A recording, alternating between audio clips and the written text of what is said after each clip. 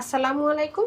আজকের পর্বে করে দেখাবো চিকেন তান্দুরি। আর বাসায় খুব সহজে চিকেন তান্দুরিটা বানিয়ে দেখাবো আপনাদেরকে। খুব সহজেই বানাতে পারবেন।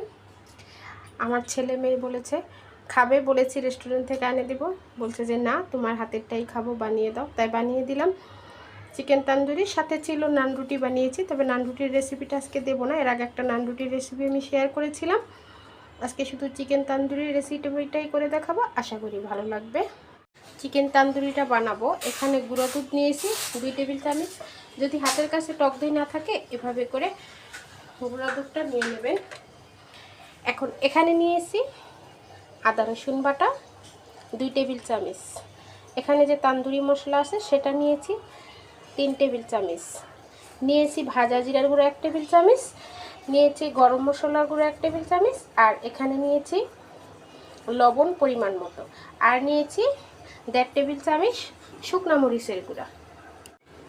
পেঁয়াজ বাটা নিয়েছি 4 টেবিল চামচের মতো।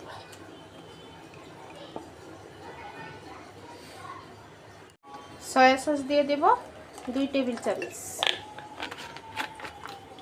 টমেটো সস দিয়ে দেব 2 টেবিল চামচ। সিকড়া দিয়ে দিলাম 1 টেবিল চামচ। সরিষার তেল নিয়ে নিব 3 টেবিল চামচ। লেবুর রস দিয়ে দিব 1 টেবিল চামচ।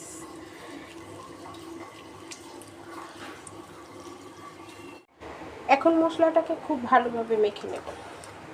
এভাবে করে মশলাটা রেডি করে নেবেন। আর টক দইটা না থাকলে গুঁড়া দুধ দিবেন, সাথে লেবু অথবা ভিনেগার দিবেন, এতে করে টক দইয়ের কাজ করবে।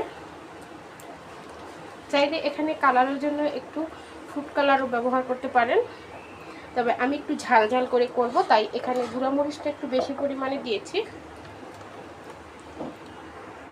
এখন মাংসগুলোকে ম্যারিনেট করে নেব।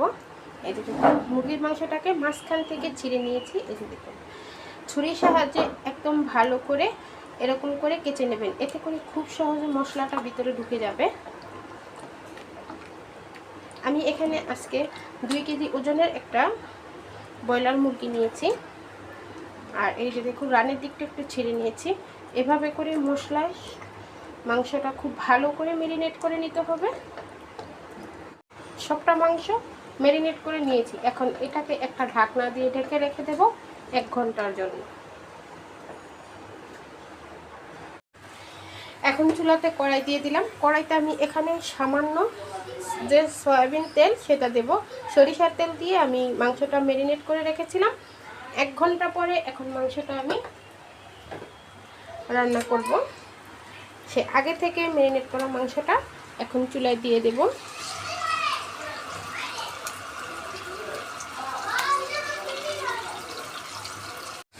এখন 4 পিস মাংস সব দিয়ে দিলাম একসাথে। এখন মিডিয়ামে রেখে ঢাকনা দিয়ে মাংসটাকে খুব ভালো করে রান্না করে নেব। ঢাকনা দিয়ে ঢেকে দিয়েছি। এই যে দেখুন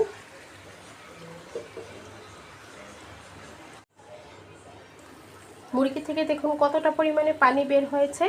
এই পানিতেই কিন্তু মুরগির মাংসটা একদম ভালো করে সেদ্ধ হয়ে যাবে। যেহেতু 1 ঘন্টা ম্যারিনেট করে রেখেছিলাম, এখন উল্টে দেব। যদি ঢাকা দিয়ে না দেন তাহলে কিন্তু পানিটা বের হবে না আর মুরগিটা ভালো করে সেদ্ধ হবে না।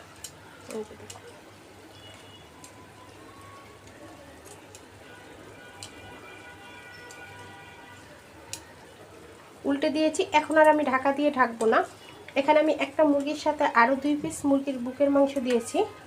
এই যে দেখুন এখন এটাকে ঢাকা না দিয়ে একটু মিডিয়ামে রেখে ভেজে নেব। এ পর্যায়ে কিন্তু আমার চিকেন তান্দুরিটা ভাজা হয়ে গেছে, দেখতে পাচ্ছেন। এক সাইড খুব সুন্দর করে কালার হয়ে ভাজা হয়ে গেছে, আরেক সাইডে হয়ে গেছে। এখন আমি এটাকে চুলা থেকে নামিয়ে নিব। নামিয়ে নিয়ে যে গ্রেভিটা আছে সেই গ্রেভিটা আমি এই কড়াইতে খুব ভালো করে একটু নেড়ে চেড়ে কষিয়ে নেব। এখানে যে গ্রেভিটা ছিল গ্রেভিটাকে আমি খুব ভালো করে একটু ভুনা করে নিই। এই যে আমার তান্দুরিটা ভাজা হয়ে গেছে। আর যে গ্রেভিটা ছিল গ্রেভিটা আমি এই যে দেখুন কত সুন্দর করে গ্রেভিটাকে একদম ভুনা করে নিয়েছি। আর সাথে বানিয়ে নিয়েছি নান রুটি। নান রুটি ছাড়া যেন একদম চিকেন তান্দুরি খেতে ভালোই লাগে না আমাদের কাছে, তাই বানিয়ে নিলাম। আশা করি রেসিপিটা ভালো লেগেছে। ভালো লাগলে লাইক কমেন্ট এবং ভিডিওটা শেয়ার করবেন। আর যারা আমার নতুন চ্যানেলে এসেছেন তারা অবশ্যই আমার চ্যানেলটা ফলো দিবেন। আর যারা ইউটিউব থেকে দেখছেন তারা অবশ্যই আমার চ্যানেলটা সাবস্ক্রাইব করবেন, একটা লাইক দিয়ে দিবেন। আজকে এই পর্যন্তই। আল্লাহ হাফেজ।